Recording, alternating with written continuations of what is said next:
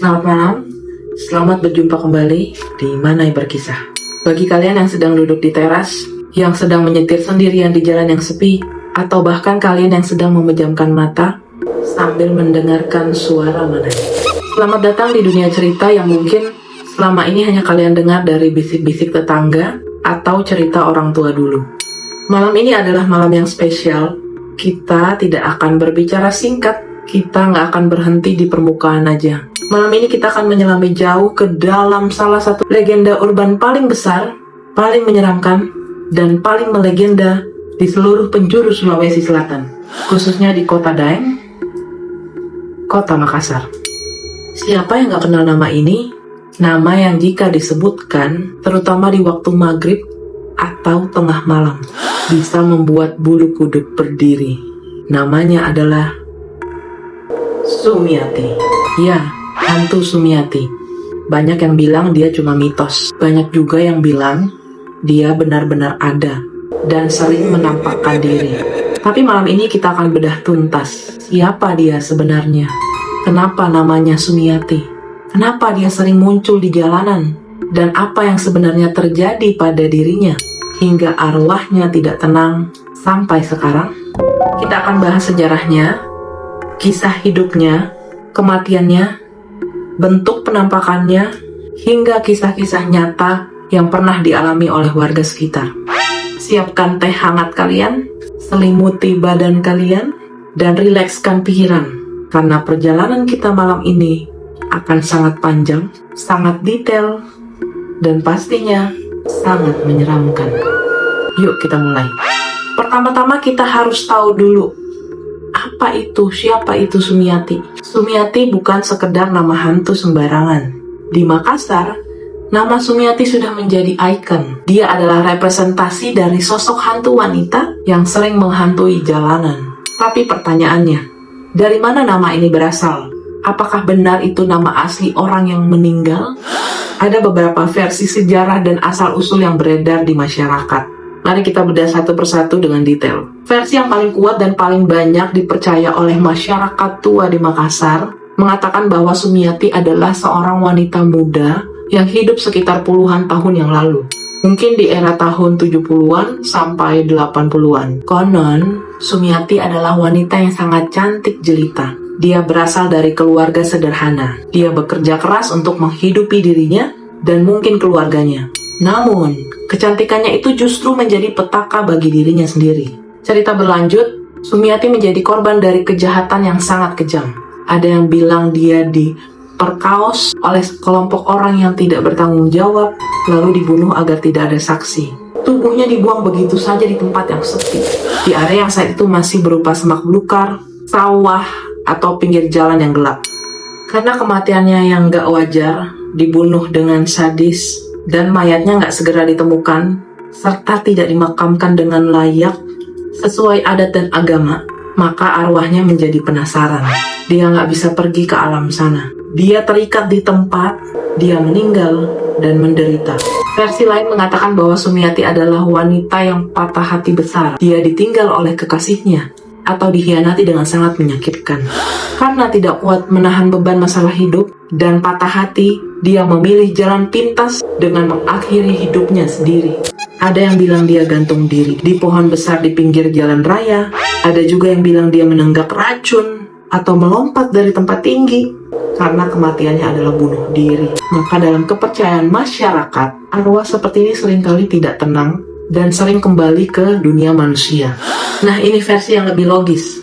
Menurut beberapa orang, ada yang berpendapat bahwa Sumiati sebenarnya bukan nama satu orang tertentu. Dulu di Makassar sering ada wanita-wanita pencari kerja atau wanita malam yang sering berdiri di pinggir jalan menunggu mobil atau ojek. Karena banyak yang nggak tahu nama mereka, orang-orang menyebut mereka dengan nama umum yang sering dipakai orang Jawa atau Sunda, yaitu Sumiati atau Sumi. Seiring waktu, karena banyak kejadian aneh atau kecelakaan di tempat-tempat mereka biasa berdiri, lama-kelamaan nama Sumiati melekat sebagai sebutan untuk hantu atau sosok misterius yang muncul di jalanan. Jadi, Sumiati itu adalah istilah umum, bukan nama orang spesifik. Tapi versi mana yang benar? Kita tidak akan pernah tahu pasti. Namun yang jelas, nama Sumiati sudah terpatri kuat di hati masyarakat Makassar sebagai sosok yang menakutkan. Selanjutnya kita bahas di mana saja sosok Sumiati ini biasanya muncul dan jam berapa dia paling sering main. Di Makassar dan sekitarnya ada beberapa titik yang terkenal sebagai markas besarnya Sumiati. Pertama, jalanan sepi dan gelap. Sumiati sangat suka tempat yang minim lampu, jalanan yang berkelok, banyak pohon rindang yang menutupi sinar bulan. Itu adalah tempat favoritnya. Kedua, area bekas kuburan atau hutan kota. Dulu banyak area di Makassar yang masih berupa hutan atau makam tua, sekarang sudah jadi jalan raya atau perumahan. Di tempat-tempat seperti ini sering dikabarkan ada penampakan. Ketiga, jembatan atau underpass. Tempat yang agak rendah dan lembab juga sering menjadi lokasi kemunculannya. Keempat, pinggir sawah atau sungai. Di daerah pinggiran kota yang masih ada sawahnya, Sumiati sering dikatakan muncul seolah-olah sedang menyeberang jalan tiba-tiba aja nyebrang. Kapan waktu terbaik atau terburuk untuk bertemu Sumiati? Jam 11 malam sampai 1 pagi. Ini adalah waktu emas saat aktivitas manusia mulai berkurang. Suasana hening. Di saat itulah mereka mulai beraktivitas. Saat hujan deras. Konon, Sumiati sangat suka muncul saat hujan turun deras. Mungkin karena jalanan licin, pengemudi kurang fokus, atau memang suasana hujan membuat aura semakin kental. Lalu saat cuaca dingin, saat angin bertiup kencang, dan udara mendadak jadi dingin. Waspadalah. Itu tanda-tanda kehadiran mereka. Ada pola khusus bagaimana Sumiati mengganggu atau menampakkan diri. Biasanya bagi pengendara motor atau mobil, dia akan terlihat berdiri di pinggir jalan. Dia terlihat seperti wanita biasa yang sedang menumpang. Memakai baju panjang, kadang putih, kadang gelap, rambutnya panjang terurai. Jika kalian berhenti atau memperlambat kendaraan, dia akan tersenyum atau mengangguk. Tapi jika kalian terus melaju, dia akan muncul tepat di depan kendaraan. Banyak pengemudi yang sampai mengerem mendadak atau menabrak karena kaget. Padahal saat dilihat lagi di depan nih, gak ada siapa-siapa. Ada juga cerita yang mengerikan. Dia bisa masuk ke dalam kendaraan. Entah duduk di jok belakang, atau duduk di samping penumpang. Dan saat korban melihat ke spion, mereka melihat wajah yang bukan wajah manusia lagi. Wajahnya pucat pasi, mata melotot, atau bahkan wajahnya membusuk. Sedih banget ya dilihat-lihat. Nah, bagian ini yang paling ditunggu-tunggu. Seperti apa sih wajah dan wujud asli dari Sumiati itu? Berdasarkan ratusan kesaksian yang ada, deskripsinya hampir seragam. Bentuk fisiknya tuh tingginya biasanya terlihat tinggi semampai, lebih tinggi dari wanita biasa. Rambutnya sangat panjang, hitam legam, dan terurai menutupi sebagian wajahnya. Coba bayangin ya, pakaiannya dia sering memakai baju panjang, seperti kebaya, gamis, atau baju kurung, berwarna putih atau abu-abu. Tapi ada juga yang melihatnya memakai baju merah atau hitam gelap. Wajahnya, ini yang bikin merinding.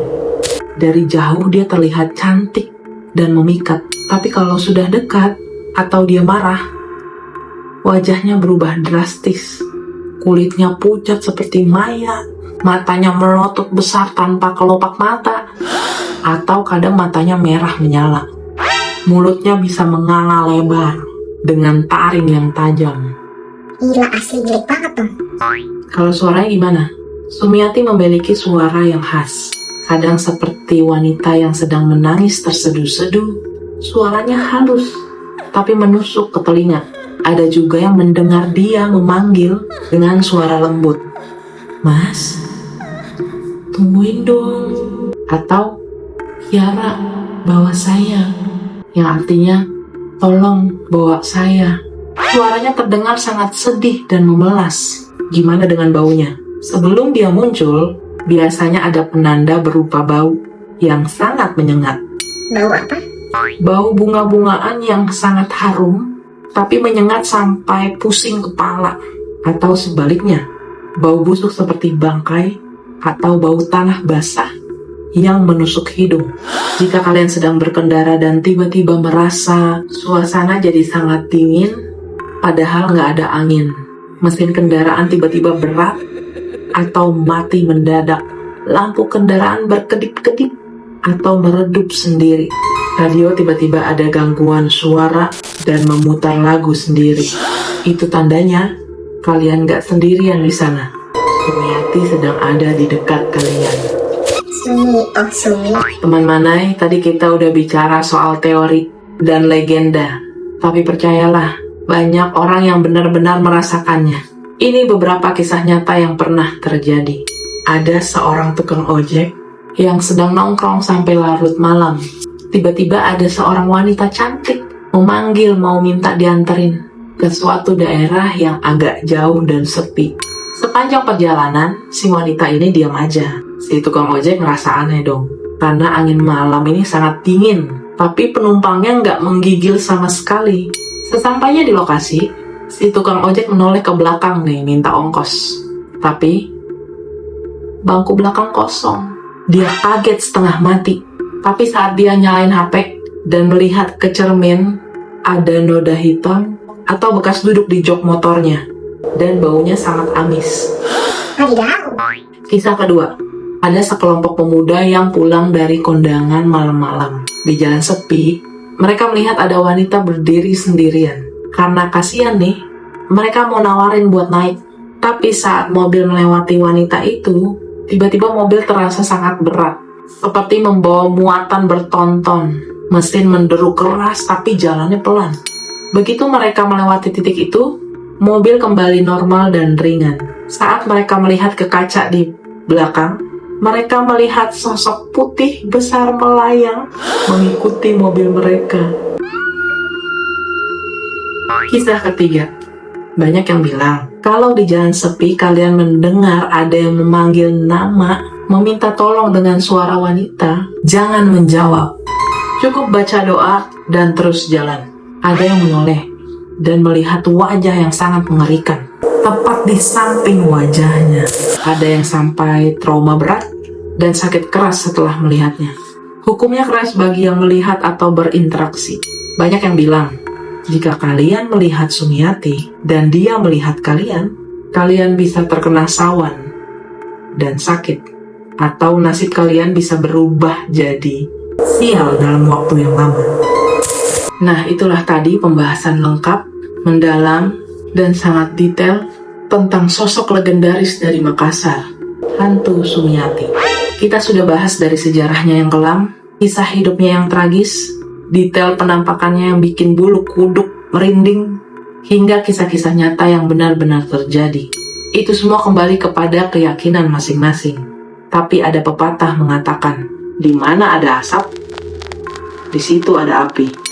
Tidak mungkin cerita sebesar ini bertahan puluhan tahun jika tidak ada dasarnya sama sekali. Mungkin Sumiati hanyalah sebuah cerita yang mengingatkan kita agar tidak berbuat jahat, agar menghormati orang yang sudah meninggal, dan agar kita selalu waspada serta berdoa kemanapun kita pergi. Dunia ini luas, ada yang terlihat, ada yang tidak. Ada dunia manusia, ada dunia mereka. Sebaiknya kita tidak mengganggu mereka, dan mereka pun tidak akan mengganggu kita. Terima kasih sudah menemani Manai bercerita malam ini, dan terima kasih sudah menyimak setiap detail cerita ini. Semoga cerita ini bisa menghibur dan menambah wawasan kalian semua. Jangan lupa like, share, komen, dan subscribe Manai Berkisah agar kalian tidak ketinggalan cerita-cerita horor menarik lainnya di masa depan. Sekarang, waktunya istirahat. Tutup mata kalian, tenangkan pikiran. Ingat, berdoalah sebelum tidur. Manai pamit undur diri. Selamat malam dan selamat tidur. Dan hati-hati.